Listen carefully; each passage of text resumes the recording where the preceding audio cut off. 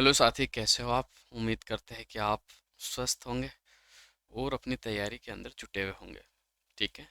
फिलहाल देखो, आचार संहिता आपकी राजस्थान में है तो कोई वैकेंसीज नहीं है, लेकिन जिसका टारगेट यानी उद्देश्य या मंजिल बना रखी है वे फर्स्ट ग्रेड बनना, सेकंड ग्रेड, थर्ड ग्रेड, तो वो अपनी तैयारी को बिल्कुल कंटिन्यू रखें।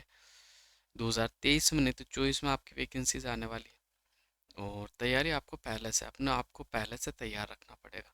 सिलेक्शन देखो गाइस, ऐसे नहीं होता कि आप एक महीने पढ़ के सिलेक्शन ले लोगे। सिलेक्शन लेने के लिए आपको 6 महीने, 1 साल, 2 साल, 5 साल, 7 साल रेगुलरिटी के साथ पढ़ना पड़ता, फिर आपका सिलेक्शन होता है। तो आप हमारे चैनल के साथ जुड़ भी सकते हो। हमारे चैनल पर आपको राजस्थान जी के भूगोल वगैरह उपलब्ध हैं। तो आज जो अपन चर्चा करने वाले हैं वो हमारी एक सीरीज चल रही थी इसी चैनल पर, आपको ज्ञात हो तो, जो राजस्थान के नए ज़िले बने हैं उसी सीरीज को अपन कंटिन्यू करने वाले हैं। और आज अपन जो चर्चा करने वाले हैं वो जोधपुर ग्रामीण जो ज़िला है आपका, इस पे चर्चा अपन करने वाले हैं। तो बढ़ते हैं क्लास की तरफ। पहले अपन देख लेते हैं जिला जोधपुर और जोधपुर ग्रामीण। देखो ये आपका जो है, ये तो आपका बीच के अंदर आपको जो नज़र आ रहा है ना, ये आपका जोधपुर शहर है। क्या है? ये आपका जोधपुर शहर है। ठीक है, इसमें आपका कोई भी डाउट नहीं है। और इसके आसपास जो इर्द गिर्द अगर आपको नज़र आ रहा तो ये आपका जोधपुर ग्रामीण है। ठीक है, बिल्कुल आपको याद रखना, ये जोधपुर शहर हो गया आपका, ये बीच में आपका शहर हो गया और ये आपका जोधपुर ग्रामीण हो गया। ठीक है, और इसमें से एक जिला आपका अलग होके या फलोदी बना है, जोधपुर से अलग होके बना था। तो जोधपुर के तीन टुकड़े हो गए। पहले जोधपुर आपका एकमात्र जिला था, अब इसके तीन जिले बन गए, जोधपुर, जोधपुर ग्रामीण और फलोदी। अब देखो इसमें अगर मैं आपको बात कर लूँ कि जोधपुर ग्रामीण के अंदर आपकी जो विधानसभा सीटें है वो कितनी है, तो आपको बिल्कुल याद रखना है, आपकी जो विधानसभा सीट है 5 है। देखो, सबसे पहला आपकी लूणी, दूसरी जो है आपकी ओसिया,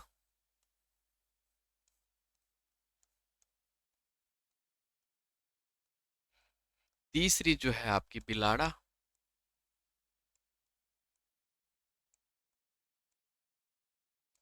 और चौथी की अगर मैं बात कर लूँ तो आपकी कौन सी हो जाएगी, शेरगढ़।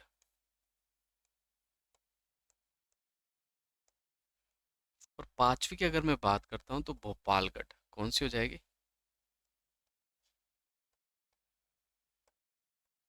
भोपालगढ़। ये देखो, इसके अंदर आपको नजर आ रहा होगा कि लूनी, ओसिया, बिलाड़ा, शेरगढ़ और भोपालगढ़, जो कि जोधपुर ग्रामीण की आपकी विधानसभा सीटें हैं। बिल्कुल आपको याद रखना है ये फैक्ट भी। इसके अलावा देखो मैं आपको बता देता हूँ गाइस, तो नए जिलों की जो घोषणा की तिथि थी आपकी, बिल्कुल याद रखना, 17 मार्च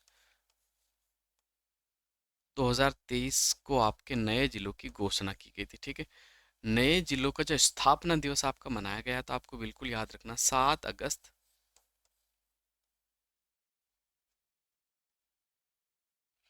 नए जिलों का जो स्थापना दिवस है कब मनाया गया था आपको बिल्कुल याद रखना है गाइस, 7 अगस्त को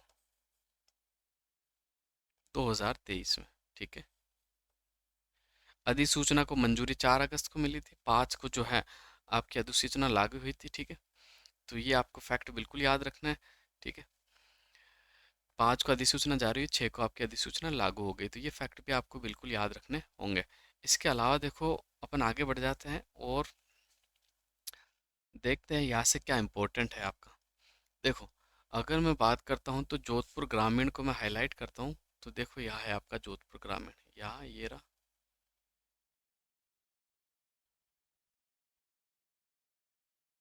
ये आपका जोधपुर ग्रामीण है। ठीक है गाइस, अगर मैं इसकी सीमा की टच की बात करता हूँ, कौन कौन से जिलों की इसकी सीमा छूती है, तो बिल्कुल आपको याद रखना है, इसकी जो सीमा है 6 जिलों से छूती है। कितने जिले? 6 जिलों से सीमा।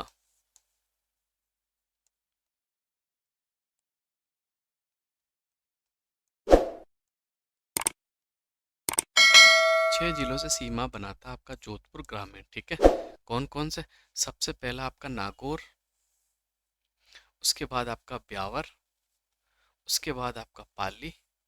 ठीक है, इसके बाद बात कर तो जालोर बिल्कुल टच नहीं होता, आपको कंफ्यूज नहीं होना। फिर आपका ये हो गया बालोतरा। ठीक है, फिर आपका यहाँ से आपका जैसलमेर टच होता था, ये आपका जैसलमेर। और यहाँ से आपका फलोदी। तो बिल्कुल आपको याद रखना है, जोधपुर ग्रामीण जो आपका जिला है, 6 जिलों से आपकी सीमा बनाता है। कौन कौन से जिले मैंने आपको बता दिए हैं?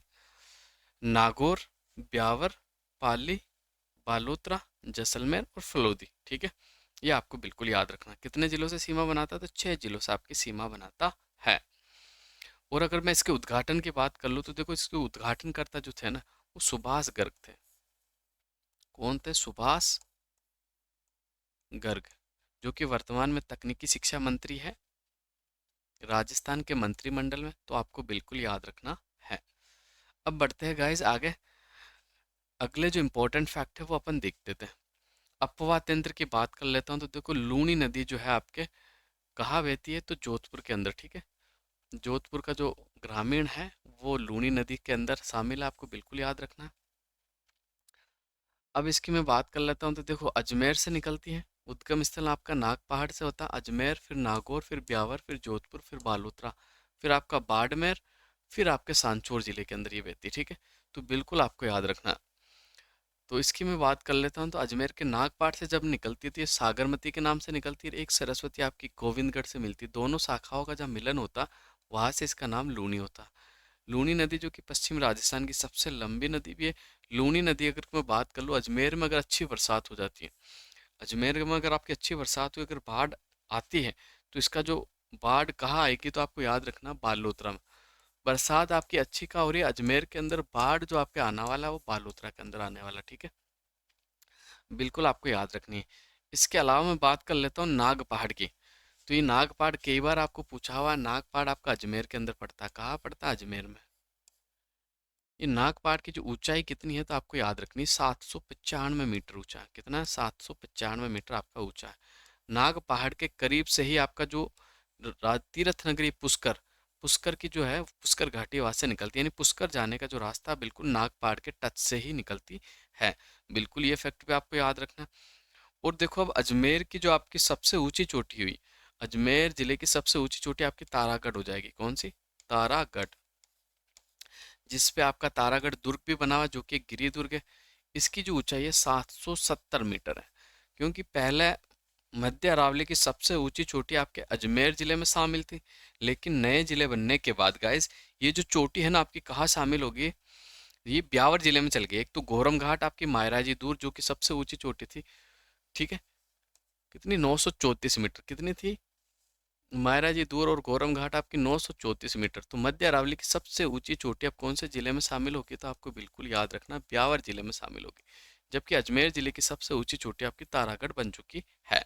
अब बढ़ते हैं अगले फैक्ट और देख लेते हैं, जो कि इंपॉर्टेंट है एग्जाम की दृष्टि से।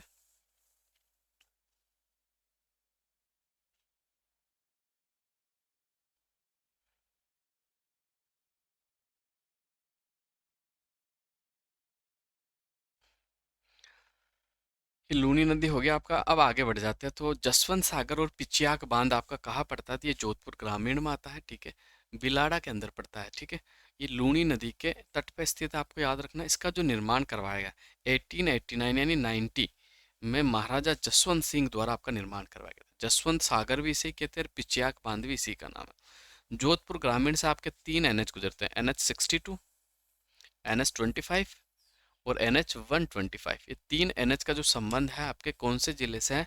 तो जोधपुर ग्रामीण जिले से। NH 62, NH 25 और NH 125। ठीक है, बिल्कुल आपको याद रखना है। अश्व प्रजनन केंद्र आपका कहाँ है? तो बिलाड़ा जोधपुर में है, आपको बिल्कुल याद रखना। जबकि ऊंट अनुसंधान केंद्र आपका कहाँ है? तो वो बीकानेर के अंदर है। कहाँ पड़ता है? बीकानेर के अंदर पड़ता है। खारिया खंगार की मैं बात कर लूँ तो ये जोधपुर ग्रामीण में करता है। ये सफेद सीमेंट का सबसे बड़ा कारखाना स्थित है भाई, बिल्कुल आपको याद रखना, जिसका नाम क्या है? Indian rayon industries. ठीक है, लेकिन मैं बात कर लूँ कि सफेद सीमेंट का सबसे पहला कारखाना कौन सा था? तो आपको याद रखना, गोटन। कौन सा था? गोटन। ठीक है, सफेद सीमेंट का सबसे पहला कारखाना था आपका गोटन। ठीक है, जबकि सबसे बड़ा जो है आपका कौन सा है? तो खारिया खंगार सबसे बड़ा है। आगे बढ़ते गाइस, अगला फैक्ट देख लेते हैं।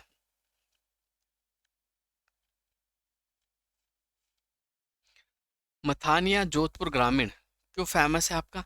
ये लाल रंग की मिर्च के लिए फेमस है। ठीक है, मसाला पार्क आपका मथानिया में पड़ता है, सौर ऊर्जा केंद्र भी आपका मथानिया में पड़ता है। ठीक है, बिल्कुल आपको याद रखना। विश्व की पहली और मिश्रित चक्रीय विद्युत परियोजना स्थापित है कहाँ? मथानिया के अंदर। आपको बिल्कुल याद रखना, इंपॉर्टेंट फैक्ट है, बिल्कुल आपको याद रखना चाहिए। पाल जोधपुर ग्रामीण राज्य का प्रथम फिल्म सिटी से शिल्पग्राम का दर्जा भी दिया गया और यहाँ निजी क्षेत्र में प्रथम इनलैंड कंटेनर डिपो भी आपका स्थापित किया गया। कहाँ? पाल के अंदर। ठीक है, बिल्कुल आपको याद रखना है।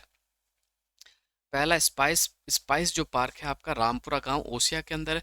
जबकि दूसरे स्पाइस पार्क की मैं बात कर लूँ सेकंड की, तो वो आपका कोटा के अंदर है। कहाँ है? कोटा के अंदर है, बिल्कुल आपको याद रखना है। राज्य का दूसरा स्पोर्ट्स स्कूल आपका आंगनवा जोधपुर ग्रामीण में। कहाँ है भाई? जोधपुर ग्रामीण में। आंगनवा जोधपुर ग्रामीण के अंदर आपका राज्य का दूसरा स्पोर्ट्स स्कूल पड़ता है। आगे बढ़ते हैं। धवा डोली जीव अभ्यारण्य आपका जोधपुर के अंदर है, ग्रामीण में पड़ता है। ये राज्य का सर्वाधिक मृगवन भी पाए जाते हैं। अमृता देवी मृगवन ये भी आपका खेजड़ली के अंदर पड़ता है। और ओसिया जो आपका उपकेश पटन कहलाता, प्राचीन जो नाम था इसका उपकेश पटन, जो कि कहाँ पड़ता आपका? ये भी आपका जोधपुर ग्रामीण में है। या ओसिया के अंदर आपका देखो प्राचीन सूर्य मंदिर भी बना हुआ, प्राचीन सूर्य मंदिर बना हुआ कहाँ? ओसिया के अंदर। जबकि मैं बात कर लूँ एक सूर्य मंदिर आपका झालरा पाटन झालावाड़ में। कहाँ है? झालरा पाटन झालावाड़।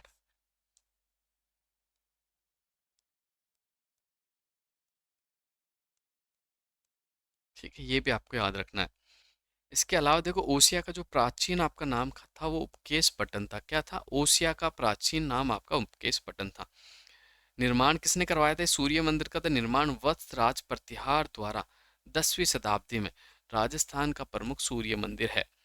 ओसिया को सूर्य मंदिर को राजस्थान का कोणार्क भी कहा जाता है। सीधा सवाल पूछा जाएगा, राजस्थान का कोणार्क कौन सा है? तो राजस्थान का जो कोणार्क है वो सूर्य मंदिर है। ओसिया को राजस्थान का ब्लैक पैगोडा और राजस्थान का भुवनेश्वर भी कहा जाता है। देखो ओसिया के आपके तीन नाम हो गए, राजस्थान का कोणार्क, राजस्थान का ब्लैक पैगोडा, और मैं बात कर लूँ तो राजस्थान का भुवनेश्वर जो कहा जाता है वो ओसिया को कहा जाता है। अब आगे बढ़ जाते हैं। संचाई माता का मंदिर आपका कहाँ पड़ता है गाइस? तो बिल्कुल ओसिया में पड़ता है। निर्माण किसके द्वारा करवाया? उत्पल देव परमार के द्वारा इसका निर्माण करवाया था 11वीं सदी में। ओसवाल जैनियों की एक कुल देवी है। संचाय माता का जो मंदिर है आपका, वो सद्भाव की देवी, सांप्रदायिक सद्भाव की जो देवी है वो कौन सी है? तो संचाय माता। हरिहर मंदिर ये भी आपका ओसिया में पड़ता है, पंचायतन शैली में निर्मित है। ठीक है। और ये जो है गुज्जर प्रतिहार कालीन मंदिर है आपका। इस मंदिर में नवग्रह भी स्थापित है। इस मंदिर में भगवान विष्णु की प्रतिमा आपकी स्थित है। इसके अलावा देखो गाइज, मैं अगर इंपॉर्टेंट फैक्टों की बात कर लेता हूँ तो आपको बिल्कुल याद रखना है कि आज अपन बात करने वाले हैं भील जनजाति के जो आपके नृत्य हैं ना, उनके बारे में अपन बात करने वाले हैं। भील जनजाति के नृत्य।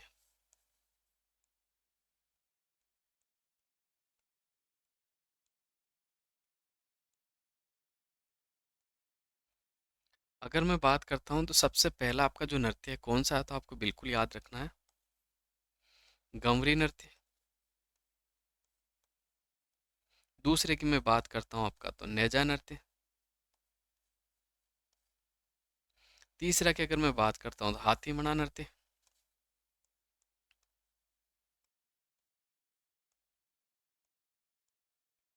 चौथे की मैं बात करता हूँ तो द्विचक्री नृत्य।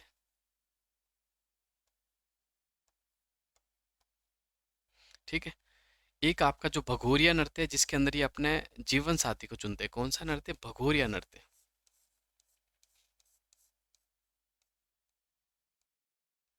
ठीक है। एक आपका युद्ध नृत्य हो जाएगा।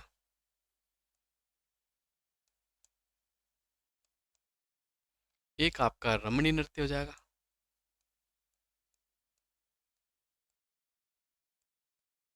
इसके अलावा देखो मैं बात कर लेता हूँ गाइस, तो बिल्कुल आपको याद रखना एक आपका शिकारी नृत्य। ठीक है। कौन सा नृत्य? शिकारी नृत्य जो है ये भी आपका किसका? तो शिकार नृत्य आपका भील जनजाति का है। जबकि मैं बात कर लेता हूँ आपका कौन सा नृत्य, तो जो आपका कौन सा नृत्य, शिकारी जो नृत्य है आपका, ये तो कौन सी जनजाति का है? तो ये आपका सहरिया जनजाति का। जबकि शिकार नृत्य आपका भील जनजाति का। देखो शिकार नृत्य जो है ना ये तो आपका भील जनजाति का है। जबकि शिकारी नृत्य की मैं बात कर लूँ तो कौन सी जनजाति का हो जाएगा ये आपका? शिकारी जो नृत्य आपका सहरिया जनजाति का हो जाएगा। तो ये आपको याद रखना है, ये जो सारे मैंने आपको नृत्य बताए ये आपके भील जनजाति के नृत्य है, जो कि सीधा ही आपको एग्जाम्स के अंदर पूछा जाता है। बढ़ते हैं आगे। महावीर जी के मंदिर की मैं बात कर लूँ तो निर्माण वत्सराज प्रतिहार के द्वारा आपका बिलाड़ा के अंदर करवाया गया था। आई माता के मंदिर की बात करते तो आई माता का जो आपका मंदिर है वो कहाँ है? बिलाड़ा, जोधपुर ग्रामीण में। बचपन का नाम जीजीबाई था। क्या नाम था भाई? बचपन का नाम इसका जीजीबाई था। आई माता की बात कर लो तो बचपन का नाम आपका जीजीबाई था। सीरवी जनजाति की कुल देवी आई माता है, जहाँ ज्योति यानी दीपक से कैसर टपकती। आई माता के मंदिर को दरगाह कहा जाता है। क्या कहा जाता है? दरगाह कहा जाता है। और आई माता का जो थान होता है उसे वडेर कहा जाता है। क्या कहा जाता है? वडेर। इनका जो मेला लगता है प्रतिमा शुक्ल तृतीया को लगता है, यानी हर माह लगता है शुक्ल तृतीया को। इनके अनुयायी 11 नियमों का पालन करते हैं और मंदिर में गुज्जरों का जो प्रवेश है वो निषेध है। इसके अलावा मैं बात कर लूँ तो आई माता जो शिष्या थी रामदेव जी की शिष्या थी। किनकी? रामदेव जी की शिष्या थी, यानी इनके जो गुरु हो जाएंगे वो रामदेव जी हो जाएंगे, बिल्कुल आपको याद रखना है। इसके अलावा देखो रामदेव जी की बात कर ले तो मुख्य मंदिर आपका रुणेजा जैसलमेर में है। रामदेव जी का जो मेला लगता है वो भाद्रपद शुक्ल द्वितीया से एकादशी को लगता है, ठीक है। रामदेव जी के गीत को ब्यावड़े कहा जाता है। रामदेव जी के जागरण को जम्मा कहा जाता है। रामदेव जी के जो भक्त हैं उनके रिखिया कहा जाता है। रामदेव जी की जो ध्वजा है उसे नेजा के नाम से जाना जाता है। किससे? नेजा से। रामदेव जी के पिता की बात कर लूँ तो अजमाल जी तंवर है। रामदेव जी माता जी की बात कर लूँ तो मैणादह है। पत्नी की बात कर लूँ तो नेतलदह है, ठीक है। तो ये फैक्ट भी आपको याद रखना है। इसके अलावा 11 डोरा जो पंथ का जो संबंध है, 11 डोरा पंथ, इसकी जो शुरुआत करी थी वो भी किसने करी थी? तो आपको बिल्कुल याद रखना आई माता ने करी थी। किसने करी थी? आई माता ने, जिसका बचपन का नाम क्या है? तो जीजीबाई था। तो ये फैक्ट भी आपको बिल्कुल एग्जाम की दृष्टि से इंपॉर्टेंट है, ज़रूर आपको याद रखने होंगे, एग्जाम में आपको देखने को मिल सकते हैं। आगे बढ़ते हैं। बडली के बेरुजी का मंदिर ये कहाँ पड़ता था? ये भी आपका ओसिया के अंदर ही पड़ता है। इसका जो निर्माण करवाया था राव सिंहा के द्वारा इसका निर्माण करवाया गया। कापरडा मेला आपका कहाँ लगता है? तो बिलाड़े में लगता है। प्रतिवर्ष चैत्र के शुक्ल पक्ष में लगता है। कौन से पक्ष में लगता है? चैत्र के शुक्ल पक्ष में आपका मेला लगता है। तो आगे बढ़ते गाइस, अगले फैक्ट देख लेते हैं। खेजड़ली मेला। खेजड़ली मेला जो कि भाद्रपद शुक्ल दशमी को यानी तेजा दशमी को लगता है। विश्व का एकमात्र वृक्ष मेला आपका जो लगता है जोधपुर ग्रामीण जिले में, ठीक है। केतु गांव जो कि आपका बालेसर में पड़ता है, ये तंदूरा वाद्य यंत्र के निर्माण के लिए फेमस है। केतु गांव आपका क्यों फेमस है? तो तंदूरा वाद्य यंत्र के निर्माण के लिए फेमस है। विष्णुई संप्रदाय की शाखा रामडावास जो कि बिलाड़ा जोधपुर ग्रामीण में है, ठीक है। ये आपको याद रखना। वापस से मैं थोड़ा सा इंपॉर्टेंट आपको रिवीजन करवाता हूँ। तो खेजड़ली मेला जो आपका लगता है कब लगता है? भाद्रपद शुक्ल दशमी को, यानी तेजा दशमी को लगता है। इसी दिन आपका तेजा जी का मेला भी लगता है। इसके अलावा मैं बात कर लूँ तो केतु गांव आपका जो फेमस है वो तंदूरा वाद्य यंत्र के लिए फेमस है। और बिश्नोई संप्रदाय की जो प्रमुख शाखा है वो कौन सी शाखा है? तो रामडावास शाखा। कौन सी शाखा? रामडावास शाखा है। इसके अलावा देखो खेजड़ली जो घटना आपकी हुई थी ना वो हुई थी 17 सितंबर 1730 को, ठीक है। बिल्कुल आपको याद रखना। सॉरी गाइस, 12 सितंबर है ना, 17 नहीं, 12 सितंबर 1730 को हुई थी। और जब ये घटना हुई थी उस समय जोधपुर के जो आपके शासक थे ना वो अभय सिंह थे। क्यों? कौन थे? अभय सिंह।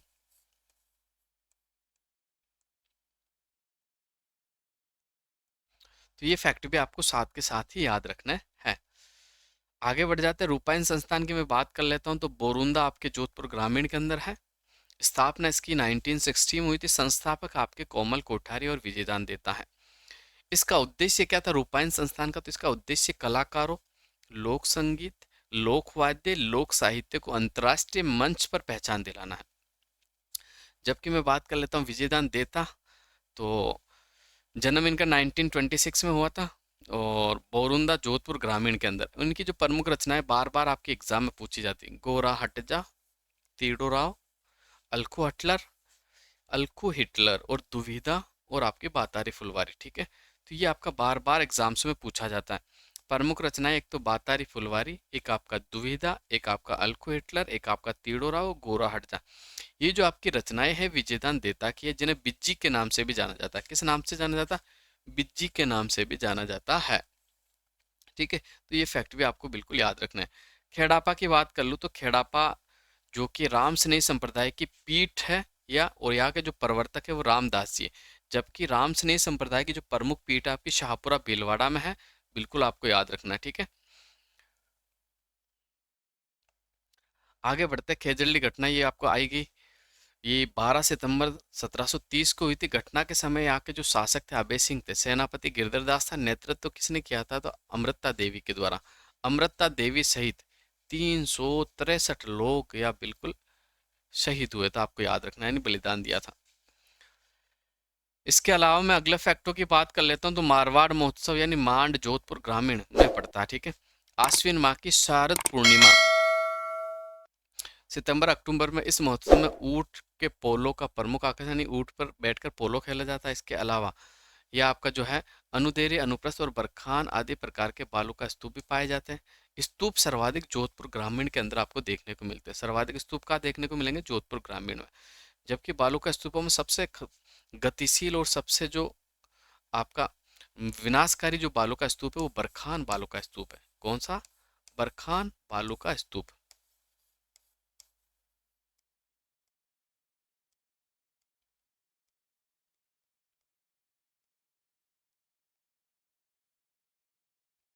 ठीक है, तो ये भी आपको बिल्कुल याद रखना है। आगे बढ़ते गए, अरना झरना जलप्रपात की बात कर लूँ तो ये जोधपुर ग्रामीण में आपका पड़ता है। ये प्राकृतिक जलप्रपात है आपका, एक तीर्थ के रूप में ये विश्व विख्यात है आपका। ये पूर्णिमा, अमावस्या, एकादशी और चैत्र तृतीया को स्नान करने के लिए बड़ी संख्या में लोग आपके इकट्ठे होते हैं। अब आगे बढ़ जाते हैं, अगले फैक्ट देख लेते हैं जो कि एग्जाम की दृष्टि से इंपॉर्टेंट है। इससे पहले अगर मैं आपको इम्पोर्टेंट बताऊं तो देखो, ग्रास या जनजाति के नृत्यों के बारे में थोड़ी सी मैं आपसे चर्चा करना चाहूंगा। देखो, राजस्थान में जो आपकी ग्रास या जनजाति, कौन सी जनजाति?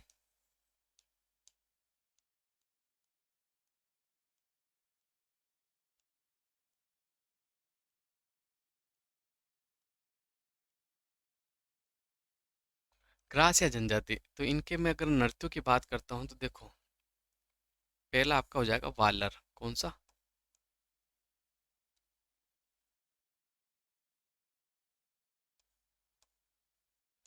वालर नृत्य। दूसरे की मैं बात कर लूँ, घोर नृत्य। तीसरे की मैं बात कर लूँ तो आपका लूर नृत्य, ठीक है। चौथे की अगर मैं बात कर लूँ, ज्वारा नृत्य। और पांचवे की अगर मैं बात कर लूँ तो रायण नृत्य। कौन सा? रायण नृत्य। और छठे की अगर मैं बात कर लूँ तो कूद नृत्य। कौन सा नृत्य? कूद नृत्य। देखो, वाला नृत्य, गौर नृत्य, लूर नृत्य, जवारा नृत्य, रायण नृत्य, कूद नृत्य, इनका जो आपका संबंध है कौन सी जनजाति से? ग्रासिया जनजाति से है, बिल्कुल आपको याद रखना। और वाला नृत्य बार बार एग्जाम में पूछा जाता है। कौन सा नृत्य है जो बिना वाद्य यंत्रों के साथ किया जाता है? तो आपका जो वाला नृत्य है, इसमें कोई भी वाद्य यंत्र का प्रयोग बिल्कुल नहीं किया जाता है, आपको याद रखना। और ग्रासिया का घूमर जो कहा जाता है वो वालर नृत्य को कहा जाता है। ग्रासिया का घूमर किसे कहा जाता है? तो वालर नृत्य को आपका कहा जाता है। अब आगे बढ़ जाते हैं गाइस, वीर दुर्गादास राठौड़ की बात कर ले। इनका जन्म 13 अगस्त 1638 के सालवा ग्राम में हुआ था, सालवा कला ग्राम के अंदर, ठीक है। इनकी मैं बात कर लूँ, किनकी? वीर दुर्गादास राठौड़ की।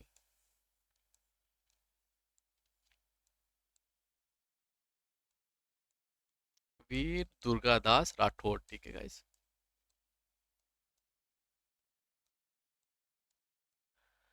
इनके उपनाम की बात कर लूँ तो इन्हें राठौड़ों का यूलिसेस कहा जाता है, राजपुताने का गैरीबाल्डी कहा जाता है, मारवाड़ का अणबिंदिया मोती कहा जाता है।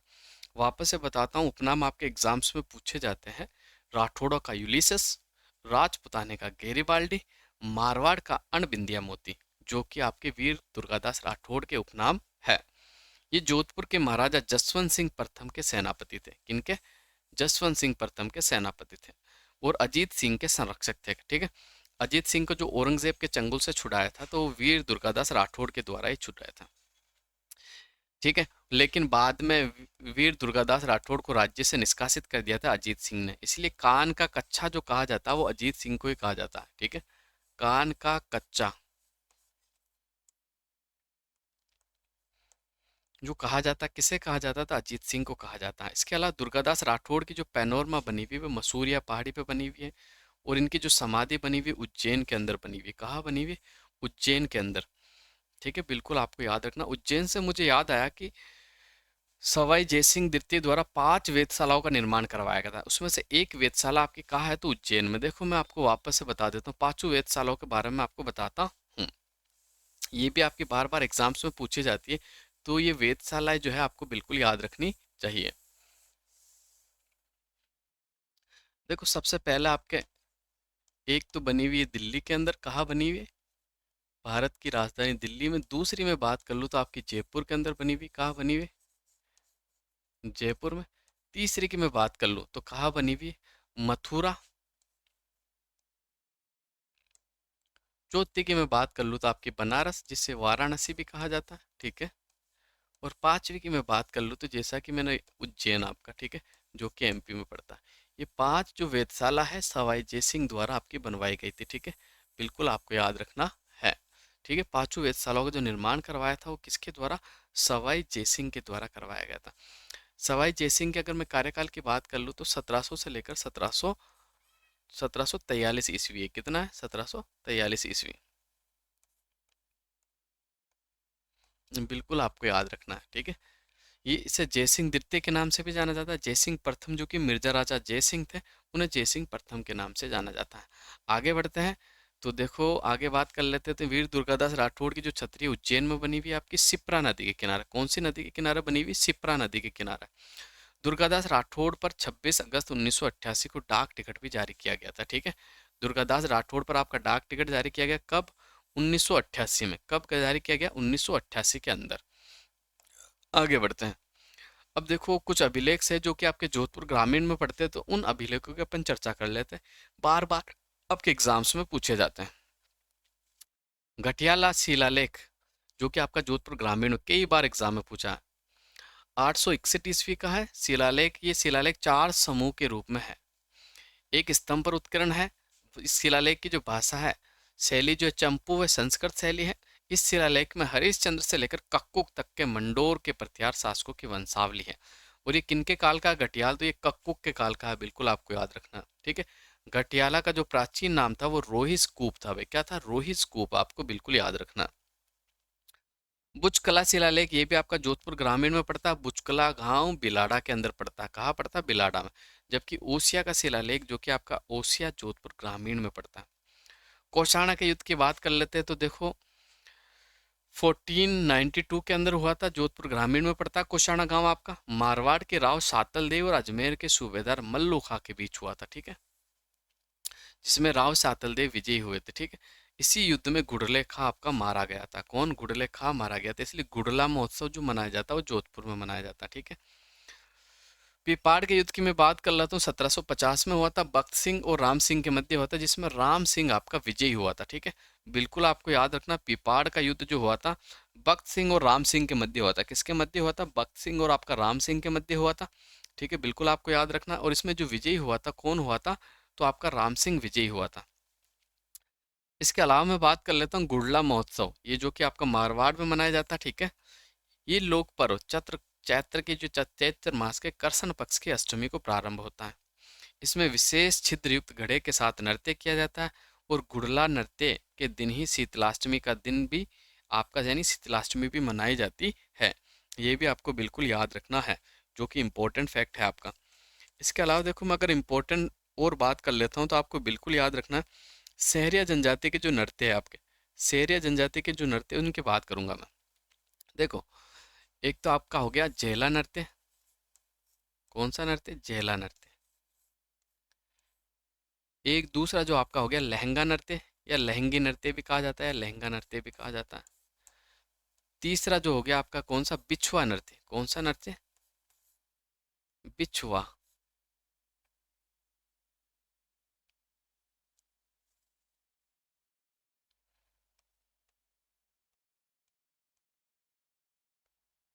बिछुआ नृत्य। चौथे की अगर मैं बात कर लेता हूँ तो गाइस चौथा जो आपका नृत्य कौन सा? शिकारी नृत्य।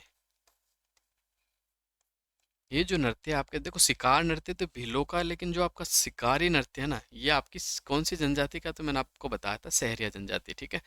जैला नृत्य, लहंगा नृत्य, बिछुआ नृत्य, शिकारी नृत्य, इनका जो संबंध है कौन सी जनजाति, तो गाइस बिल्कुल आपको याद रखना है, ये सहरिया जनजाति के हैं।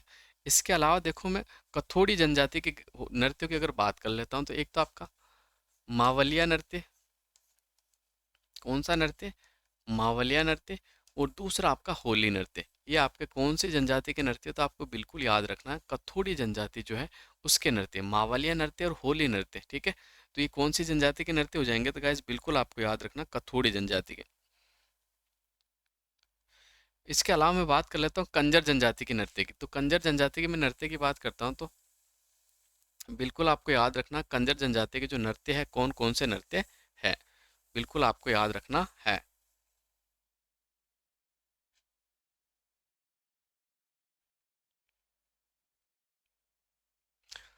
अगर गाइस मैं कंजर जनजाति के नृत्यों की बात कर लेता हूँ, तो बिल्कुल आपको याद रखना है, एक तो आपका चक्री नृत्य, कौन सा नृत्य, चक्री नृत्य, एक आपका धाकड़ नृत्य, एक आपका लाठी नृत्य। ये तीन जो नृत्य है आपके कंजर जनजाति के नृत्य, ठीक है, बिल्कुल आपको याद रखने हैं। अब बढ़ते हैं अगले क्वेश्चन की और अगले फैक्ट और देख लेते हैं। तो देखो ये जो है आपके, मैं आपको बता देता हूँ, जोधपुर के उपखंड और तहसीलों के बारे में बताया है। तो उपखंड जो है आपका, एक तो जोधपुर उत्तर है, जोधपुर दक्षिण है, लूनी, बिलाड़ा, भोपालगढ़ और पिपाड़ सिटी, ओसिया, बावड़ी, शेरगढ़ और बालेसर। ये जो है आपके क्या है, तो ये जोधपुर जो ग्रामीण है उसके उपखंड है आपके, ठीक है, बिल्कुल आपको याद रखना है। इसके अलावा तहसीलों की बात कर लो, तो तहसील जोधपुर का जो नगर निगम को छोड़कर अंतर्गत आने वाले भाग को छोड़कर समस्त भाग, दूसरा तहसील जोधपुर में नगर निगम जोधपुर में अंतर्गत आने वाले भाग को छोड़कर, लूनी के अंदर दो तहसील है, लूनी और जवर, बिलाड़ा में बिलाड़ा तहसील, भोपालगढ़ में भोपालगढ़ तहसील हो जाएगा, पिपाड़ सिटी में आपका पिपाड़ सिटी हो जाएगा। जबकि मैं ओसिया की अगर बात कर लेता हूँ, तो ओसिया और तिमरी दो तहसील हो जाएगी, बावड़ी में आपकी बावड़ी तहसील है, शेरगढ़ में आपकी शेरगढ़ तहसील है, बालेसर में आपकी बालेसर, सेकला और चोमू तहसील है। तो गाइस आज की बस क्लास आपकी इतनी थी, अगली क्लास में आपसे फिर मुलाकात होगी। तो आज के लिए बस इतना ही। क्लास आपको कैसी लगी कमेंट ज़रूर करें। तो आप सभी साथी का बहुत बहुत धन्यवाद, सेशन को शेयर भी करें। तो बस आज के लिए इतना ही, मिलते हैं अगली क्लास में फिर से।